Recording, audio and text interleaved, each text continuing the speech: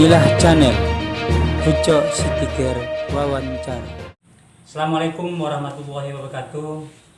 Sahabat-sahabat dimana saja berada, saya Uco Stiker Wawancara lagi bersama tokoh kita, tokoh Kota Tanjung Balai, Bung Budi Mulia, mantan anggota DPRD Kota Tanjung Balai. Oke, sahabat-sahabat dimana saja berada, mari kita lanjutkan pembicaraan kita. Kita melihat pemerintah Kota Tanjung Balai ini dalam kinerja OPD, organisasi perangkat daerah, tidak begitu efektif ataupun kooperatif dalam hal melakukan tugas. Hal itu bisa kita iakan karena kita lihat di sisi kiri kanan kita melihat banyak keluhan tentang yang kita rasakan. Bagaimana sih kinerja OPD kita ini sekarang di bawah kepemimpinan seorang LT Wali Kota Wasto Besar? Kalau OPD itu kan di bawah pemerintahan Sekda, Wali Kota. Kami kira kinerja OPD itu biarlah pimpinan mereka sendiri yang menilai. Kita tidaklah memiliki wawasan untuk menilai kinerja OPD tersebut. Semuanya kan ada pimpinannya. Misalnya tentang masalah ini, dinas ini, kan ada kepala dinasnya. Kami kira ke kepala dinasnya lah kita kasih pertanggungjawaban. Sedangkan kepala dinas itu kan adalah bawahan PLT Wali Kota. Kami kira itulah mekanisme kita. Kalau kira-kira kurang kinerjanya, PLT Wali Kota ini memanggil, berdiskusi, mengasih arahan kepada kepala dinas tersebut. Laksanakanlah begini yang baik, laksanakan begini. Ini kami kira menurut masyarakat begini. Itulah dia. Kalau kita sebagai masyarakat biasa, kami kira tidaklah menjadi ranah kita untuk menilai kinerja OPD. Melihat keadaan organisasi perangkat daerah, kadis-kadis kita nih secara kinerja, menurut Bang Budi, perlukah dievaluasi kadis-kadis kita ini? Kami kira perlu sekali, sebab pemerintahan pusat juga Presiden Jokowi berkali-kali mengadakan resapel kabinet. Kalau wali kota menganggap itu penting, ya boleh-boleh saja. Tetapi yang penting janganlah dibarengi mutasi-mutasi ini dengan materi, dengan korupsi, dengan suap. Cobalah tempatkan seorang kepala dinas itu dengan kemampuan beliau, kemampuan kinerja. Bukan berdasarkan kita senang karena dia menyenangkan kita, janganlah. Kami kira jabatan ini kan sementara, apalagi seorang pegawai negeri menjelang umur 60 juga pensiun. Wali kota juga begitu, 5 tahun pensiun. Pesan saya, cobalah isi waktu yang benar-benar singkat ini dengan niat baik yang benar-benar baik. Cobalah isi kinerja dengan semangat tinggi, kinerja dengan semangat juang seperti yang diamanatkan oleh para pejuang bangsa. Coba kita bangun Tanjung Balai kita yang kecil nih dengan semua kinerja tanpa dibarengi oleh korupsi dan kolusi. Coba kita laksanakan. Kami kira bodoh apabila seorang kepala daerah korupsi. Untuk apa dikorupsi? Untuk apa uang yang dikorupsi itu?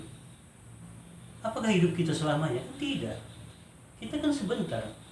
Masa kerja kita ini kan cuma 5 tahun. Tetapi bisa saja setelah 5 tahun kita hidup sekian puluh tahun lagi. Apakah kita mau ketika kita hidup kita dilecehkan oleh masyarakat? Sebagai mantan wali kota yang bekas koruptor, sebagai mantan kepala dinas yang masuk penjara gara-gara korupsi. Berapa rupiah kira-kira yang kita ambil? Apakah itu bisa menyenangkan kita seumur hidup? Tidak. Sedikit sekali, apalagi dengan keadaan APBD Tanjung Balai yang tidak sampai 1 triliun. Berapa persen kira-kira bisa kita korupsi? Apakah dengan uang sekecil itu kita mau membuat kira-kira sejarah kita nanti menjadi cemar, kan? Kami kira itu suatu hal yang salah. Coba laksanakan aja, apalagi seorang kepala daerah. Semua fasilitas hidup kita ditanggung oleh negara. Semua perjalanan dinas kita ditanggung oleh negara. semua kebutuhan kita, termasuk pakaian, makanan, sampai pulsa handphone kita, mobil kita, minyak kita, semua tanggung negara. Kita korupsi itu ya kelewatan kalau kita masih korupsi dengan fasilitas yang bahkan bak raja-raja, fasilitas kita terhormat, naik ke atas motor dinas dibukakan pintu, naik motor hidup serine, orang kiri kanan hormat, kita jatuhkan gara-gara kita korupsi. Kami kira itu suatu kebodohan. Banyak pemimpin daerah, banyak kepala daerah, bahkan kepala negara yang menghindari korupsi. Dan tidak cemar mereka, tidak cemar. Tidak pernah orang melecehkan, malah mereka makin dihormati. Sebab penghormatan kita sebagai mantan pimpinan bukan dinilai masyarakat berapa banyak harta yang kita kumpul, tidak. Tapi bagaimana kinerja kita waktu menjadi pimpinan. Orang hormat kepada kita, oh itu mantan wali kota, iya. Berapa hartanya? Orang tak pernah tanya. Nah itu mantan wali kota, iya. Kenapa parah kali? Kenapa cuma naik kereta aja, kereta buruk, mobil buruk? Tapi orang membilang, oh dia tak korupsi, tapi dia selalu kerja dengan baik. Mana kita pilih? Nah, mana kita pilih? Menjadi mantan wali kota yang dibilang orang koruptor, dibilang orang mencuri uang rakyat, walaupun hidup mewah, atau mantan wali kota yang hidupnya biasa-biasa saja. Sebab kan hidup ini cuma butuh untuk makan, untuk pakaian. Kan kita makan kan cuma makan sehari 3 kali, paling 1 piring. Pakaian kita paling kita pakai 1 kali 1 hari. Kira-kira berlebih-lebihan kalau kita harus korupsi untuk menyenangkan diri kita. Sedangkan fasilitas kita cukup dibuat oleh negara. Dalam peraturan pemerintah tentang keuangan kepala daerah, belanja kepala daerah, itu pemerintah itu memanjakan kepala daerah itu dengan fasilitas yang cukup, yang wah, yang kira-kira membuat orang tidak harus korupsi. Ada lagi uang pensiun kata salah saya. Seorang kepala daerah dikasih pensiun mungkin 5-10 juta. Nah, yang membuat menjamin hidupnya sampai dia meninggal terjamin secara materi. Jadi kami kira salah. Nah, salah kalau seorang kepala daerah korupsi. Kita betul-betul tidak setuju apabila seorang kepala daerah mencemarkan dirinya dengan menjadi seorang koruptor. Selanjutnya Mang Budi, pemerintahan kita sekarang ada dibentuk tim seleksi untuk mencari pimpinan, ada direktur perusahaan Eneka Kualo. Ya. Itu dulu diciptakan pada tahun 2013, konon katanya pemerintahan yang lalu perusahaan ini akan mencari pendapatan hasil daerah. Namun kita lihat kinerja selama ini malah menyerut APBD, bukan menambah APBD. Menurut Pak Budi sebagai mengerti dalam pemerintahan, ataupun perlukah itu dilanjutkan atau ditidurkan saja? Masalah lanjut atau tidak kami kira pertimbangan kepala daerah lah ya, dengan kepala daerah. Itu kan dibentuk kemarin satu BUMD selain PDAM, kalau tak salah saya. Aneka usaha namanya. Iya, Aneka usaha.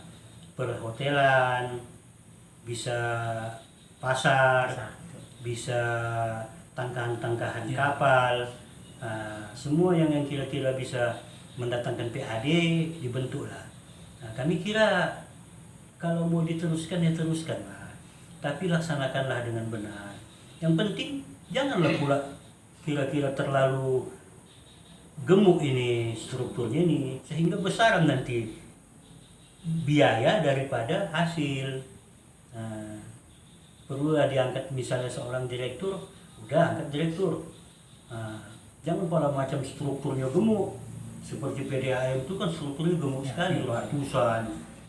Kalau itu sudah terlanjur gemuk karena itu menyangkut hajat hidup, kami kira kalau dikuruskan nanti banyak pula yang nganggur, banyak pula yang ini, itu kebijakan pemerintah.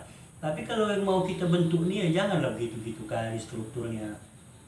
Sebab cuma untuk menambah PAD, mencari masukan dari sektor-sektor lain.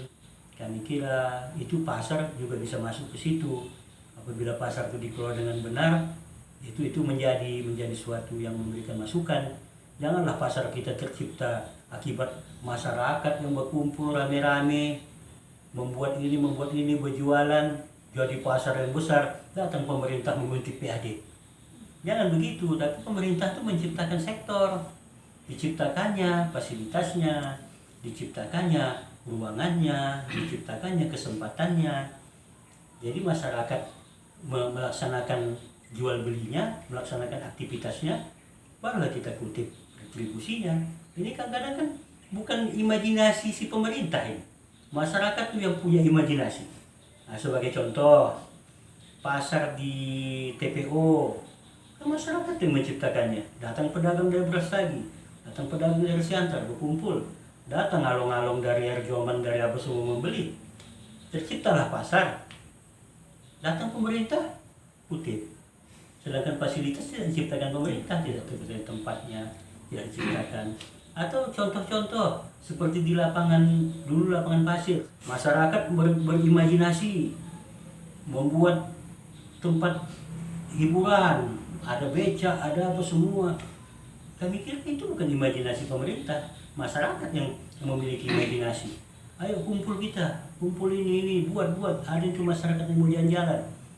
Udah rame, udah apa, masyarakat pun mau memakai apa semua, datang pemerintah tinggal kutip saja. Nah, jadi pemerintah tidak punya ide, tidak punya imajinasi, seperti yang saya katakan tadi. Maunya semua imajinasi, semua apa dari pemerintah. Sebab pemerintah itu dibuat untuk berimajinasi tentang perkembangan pembangunan ini. Digaji mereka untuk menciptakan solusi, digaji mereka untuk menciptakan kesempatan.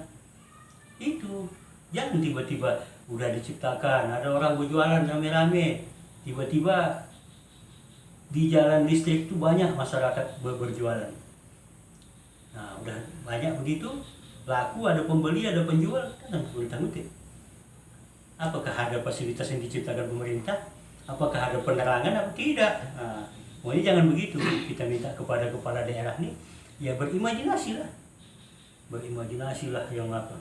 Yang benar kira-kira. Ini Tanjung Buali seperti ini. Ya mumpung jadi eksekutif, mumpung jadi eksekutor, mumpung kita bisa mengambil kebijakan, ambil ini kesempatan nih untuk membuat agar masyarakat nih, agar kota Tanjung Balai ini menjadi maju. Apabila kita tak punya jabatan, setinggi mana pun imajinasi kita tak akan ada ruangnya, tak akan ada ruang kita lagi. Misalnya saya berimajinasi saya tentang ini, apa yang mau saya buat? Palinglah untuk ada kawan saya untuk stiker mewawancarai, barulah bisa keluar. Kalau kita udah santai-santai saya umpamanya. Jadi mumpung kawan-kawan kita kepala dinas ini menjadi eksekutor, menjadi pelaksana, masing-masing lah berimajinasi, laksanakan. Ya mumpung saudara-saudara, kawan-kawan masih dipakai, masih berguna, masih digaji pemerintah untuk bekerja dengan baik. Kerja dengan baik. Nanti kalau udah pensiun, siapa pun tak mau nyuruh kita kerja. Datang pun kita malas orang. Nah, ini pensiunan di bawah. Jadi selagi masih ada kira-kira kesempatan, masih ada kira-kira kemampuan, ya kerjakanlah dengan baik. Kesempatan untuk berbuat baik ini sebentar sekali. Nah, bukan selama seumur hidup. Nah, besok lusa ditukar Pak Wali Kota, saudara jadi kepala dinas, tak ada lagi kemampuan untuk berimajinasi, tak ada lagi kemampuan untuk berpikir, bertindak dengan baik, sebenar-benarnya baik. Nah, jadi selagi ada kesempatan, ya kerjalah. Nanti kan tinggal orang. Terakhir Bang Budi, Iya. ini pertanyaan kami ini mungkin agak pribadi, Nah. dan kami minta Bang Budi menjawab secara jujur, karena ini dilihat masyarakat secara umum. Iya. Seandainya Iya. kepala pemerintahan kita PLT Haji Waris Tolik SAG memanggil seorang Budi Mulya untuk memimpin suatu perusahaan BUMD kita Aneka Kuala, apakah seorang Budi Mulya siap untuk melaksanakan? Ya jelas tidak siap. Apa alasannya? Sebab saya tidak memiliki kemampuan manajerial, saya tidak memiliki kemampuan ekonomi. Kan perlu ada staf-stafnya. Saya tidak memiliki kemampuan memimpin. Tidak pernah saya menjadi pemimpin baik di partai maupun di mana. Saya cuma menjadi pengurus. Tidak pernah saya menjadi ketua, jadi apa. Jadi kalau untuk itu ya jelas saya tidak siap. Saya tidak memiliki kemampuan. Saya cuma mantan anggota DPRD yang cuma bisa ngomong. Artinya wakil rakyat itu sama dengan pimpinan. Tapi biarlah untuk melaksanakan pekerjaan itu serahkan kepada yang memiliki kemampuan. Kita masing-masing punya kemampuan, ada kemampuan tentang manajemen, ada kemampuan tentang kepemimpinan, ada kemampuan tentang kalau saya kemampuan tentang memberi masukan ya saya bisa.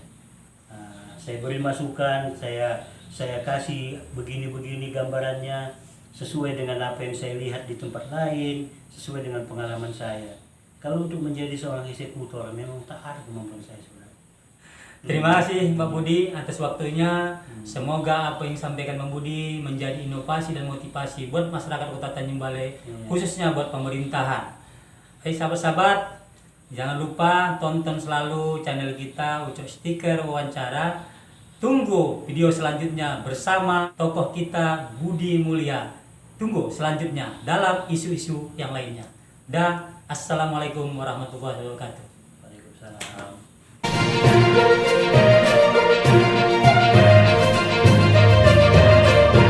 Inilah channel Ucok Stiker Wawancara.